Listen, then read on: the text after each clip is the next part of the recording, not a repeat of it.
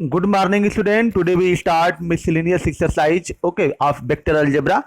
तो देखिए write down a unit vector in x Y plane. एक एक्स वाई प्लेन है, उसमें हमको एक write down a unit vector, उसमें एक यूनिट वेक्टर लिखना है मेकिंग एन एंगल 30 डिग्री। वह जो यूनिट वेक्टर है 30 डिग्री का एंगल बनाता है with the positive direction of the x axis. X axis के पॉजिटिव डायरेक्शन से, एक्स एक्सिस के making an angle 30 degree with positive direction of the x axis. X axis से जो है 30 डिग्री एंगल बनाता है। तो इसी के अकॉर्डिंग हमको जो है एक्स वाई प्लेन में क्या निकालना है, हमको जो है यूनिट वेक्टर लिखना है। ओके, तो चलिए देखिए इसका जो है सॉल्यूशन। तो देखिए इसका सॉल्यूशन के लिए हम लोग करेंगे क्या, देखिए सॉल्यूशन के लिए इसके तो पहले हम एक्स वाई प्लेन ड्रा कर लेंगे। क्या करेंगे, एक्स वाई प्लेन ड्रा कर लेंगे। तो देखिए एक्स वाई प्लेन हमने ड्रा कर लिया है, ठीक है। एक्स वाई प्लेन हमने ड्रा कर लिया है, देख लीजिए यहाँ पर ये एक्स वाई प्लेन है, यह एक्स है और वाई प्लेन है। और क्या है कि एक यूनिट वेक्टर है जो एक्स एक्सिस से कितना एंगल बनाता है, पॉजिटिव डायरेक्शन। पॉजिटिव डायरेक्शन का मतलब एंटी क्लॉकवाइज, ठीक है। एक यूनिट वेक्टर है एक्स वाई प्लेन में जो 30 डिग्री जो है 30 डिग्री एंगल बनाता है, ठीक है। यह जो है OP is a unit vector. OP जो है क्या है, यूनिट वेक्टर है जो पॉजिटिव डायरेक्शन एक्स के जो है पॉजिटिव का मतलब एंटी क्लॉकवाइज में 30 डिग्री का एंगल बनाता है। ओके, तो यहाँ पर ओपी का जो मैग्नीट्यूड है 1 यूनिट हो जाएगा। यहाँ तक तो सही है। अब हमको जो है इस ओपी वेक्टर, ये जो यूनिट वेक्टर है इसकी वैल्यू निकालनी है, ठीक है। जो यूनिट वेक्टर है ओपी, इसकी क्या निकालनी है, वैल्यू निकालनी है, ठीक है। तो चलिए देखिए, तो ओ एम इसकी जो है वैल्यू क्या होगी, इस वाले की जो ओ एम की जो वैल्यू है ओपी कास थीटा होगी, और इस वाले की वैल्यू क्या होगी, ओ एम साइन थीटा होगी। जानते हो ये जो हॉरिजॉन्टल जो है कंपोनेंट और वर्टिकल कंपोनेंट, तो ओपी इसका ओ एम की वैल्यू क्या होगी, ओपी कास थीटा, और इसकी वैल्यू क्या होगी, ओ एम साइन थीटा होगी, ठीक है। सॉरी, ओपी साइन थीटा होगी। तो O M equal to OP magnitude, यानी कि ओपी का मतलब इसका लेंथ होगा, ठीक है। तो यानी कि अगर वैल्यू ए रहता तो ए कास थीटा हो जाता और ए साइन थीटा हो जाता, ठीक। तो O M equal to OP magnitude of OP cos theta, और इसकी जो ओपी होगा इसका डिस्टेंस क्या होगा, मैग्नीट्यूड ओपी, इसका डिस्टेंस क्या होगा, मैग्नीट्यूड ओपी, इसका डिस्टेंस हो जाएगा, ठीक है। तो इस तरह से अब आगे चलिए, ओपी कास थीटा, तो ओपी यूनिट वेक्टर है तो ओपी का मान 1 है, तो 1 यहाँ पर कास थीटा कास 30 की वैल्यू कितनी हो जाएगी, √3/2, कास 30 की वैल्यू √3/2। और एम पी इक्वल टू क्या, ओपी साइन थीटा हो जाएगा। ओपी का मान 1 है, साइन थीटा का मान 1/2, यह हो गया। तो ओपी, अब देखिए यहाँ पर एक्स वाला कंपोनेंट मालूम हो गया, वाई वाला कंपोनेंट होगा, तो ओपी हम यूनिट वेक्टर को निकाल सकते हैं, ठीक है। तो यानी कि ओ एम आई प्लस जो है एम पी जे, क्योंकि जो है हम बताए थे स्टार्टिंग में ही इसको जो है लिखने का तरीका, यानी कि ओपी वेक्टर निकाला तो यह वाला प्लस यह वाला, तो ओ एम आई, यह आई हो जाएगा या जे हो जाएगा। तो ओ एम का मान क्या है, √3/2 आई प्लस जो है एम पी का मतलब 1/2 जे कैप। इस तरह से हम लोग जो है इस क्वेश्चन नंबर 1 को करेंगे, ठीक है। तो यह हो गया मिसलेनियस एक्सरसाइज क्वेश्चन नंबर 1। चलते हैं क्वेश्चन नंबर 2 पर। 2 पर यह कह रहा है, देखिए क्वेश्चन नंबर 2 दिखाते हैं आप लोगों को। क्वेश्चन नंबर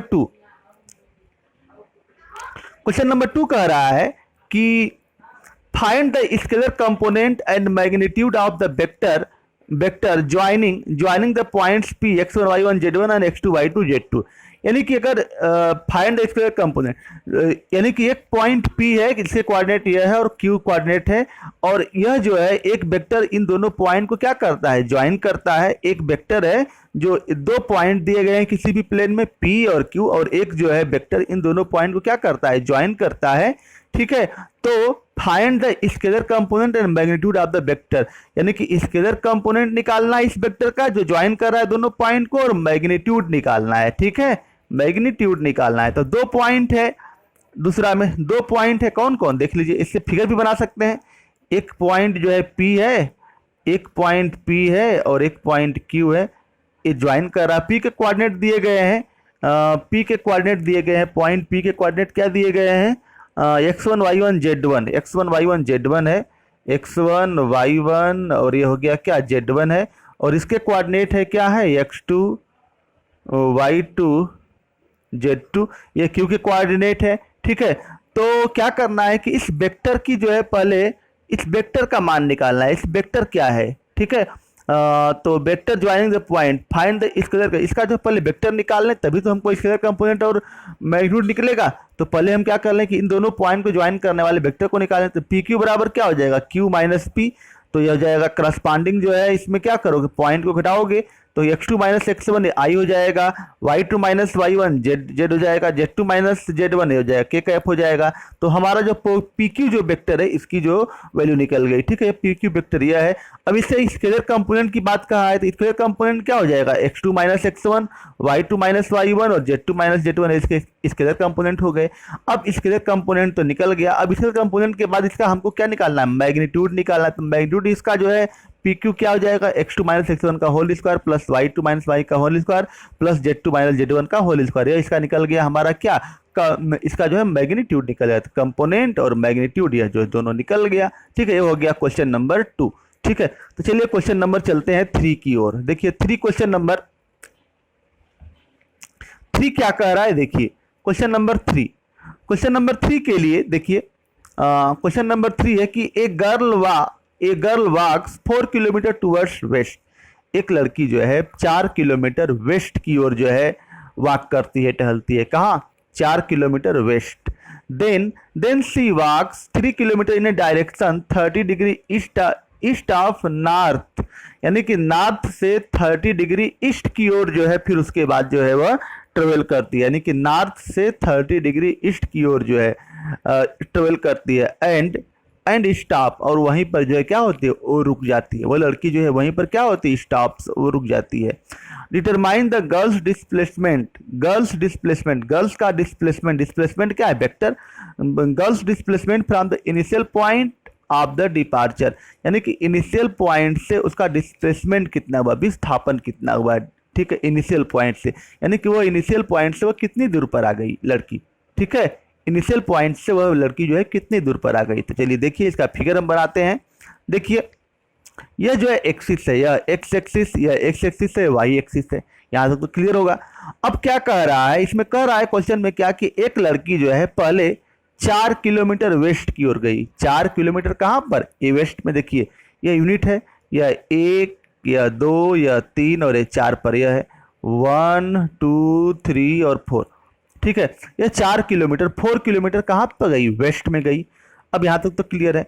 अब वेस्ट में गई, उसके बाद जो है कह रहा है कि ये जो नॉर्थ से 30 डिग्री ईस्ट की ओर जाती है, कितने, 3 किलोमीटर जाती है, ठीक है। देखिए कह रहा है कि then she walks 3 kilometre in a direction 30 degree east of north.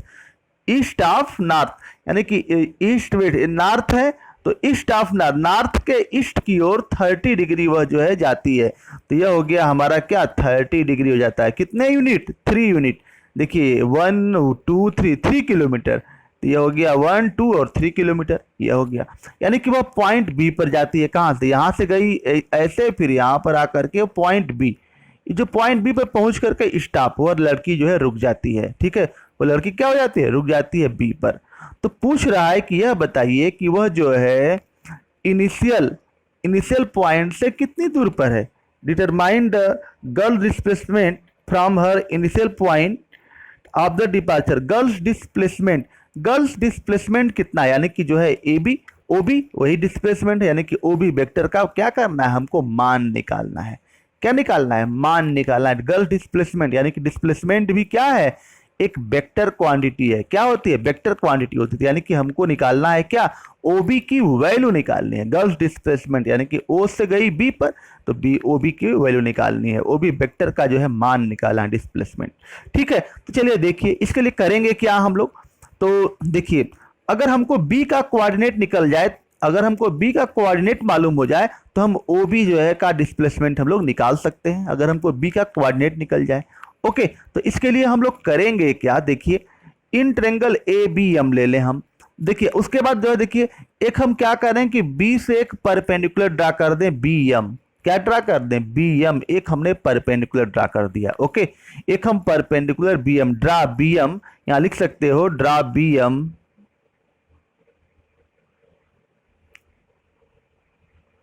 Draw B M perpendicular O A. OA जो है BM परपेंडिकुलर OA यहाँ पर हो गया। यहाँ देखिए जो AB है, AB का जो मैग्नीट्यूड दिया है वह 3 यूनिट दिया है, और OA का जो मैग्नीट्यूड दिया है, OA का जो मैग्नीट्यूड है वह क्या है, 4 है। OA का मैग्नीट्यूड क्या है, 4 है। तो OA का जो पॉइंट होगा, A का जो कोऑर्डिनेट होगा, यह एक्स एक्सिस से इधर है तो -40 होगा। क्या होगा, -40 होगा। इसका कोऑर्डिनेट क्या होगा, -40। अब यहाँ तक तो बात क्लियर हो गई। अब हम लोग चलते हैं कि इन ट्रायंगल ABM ले लें। इन ट्रायंगल ABM अगर लें तो cos theta equal to AM और by AB, AM by AB। तो cos 60 की वैल्यू कितनी होगी, 1/2 AM बाई AB। तो AM और AB का मान क्या है, AB का मैग्नीट्यूड कितना है, 3 है, तो AM इक्वल टू 3/2। AM का मान आ गया क्या, 3/2 AM का मान। अब हमको जो इसका कोऑर्डिनेट निकालना है, तो इसका कोऑर्डिनेट निकालने के लिए OM को चाहिए, यह वाला x कोऑर्डिनेट हो जाएगा, इसका B का x कोऑर्डिनेट क्या होगा, OM होगा, और y कोऑर्डिनेट क्या होगा, BM होगा। इस B के कोऑर्डिनेट में x कोऑर्डिनेट OM और BM ये होगा। तो अब ये कैसे निकालेंगे, तो OM निकालने के लिए क्या करोगे, OM निकालने के लिए OA और -AM घटा दोगे। तो देखिए OA की वैल्यू कितनी है, 4 है।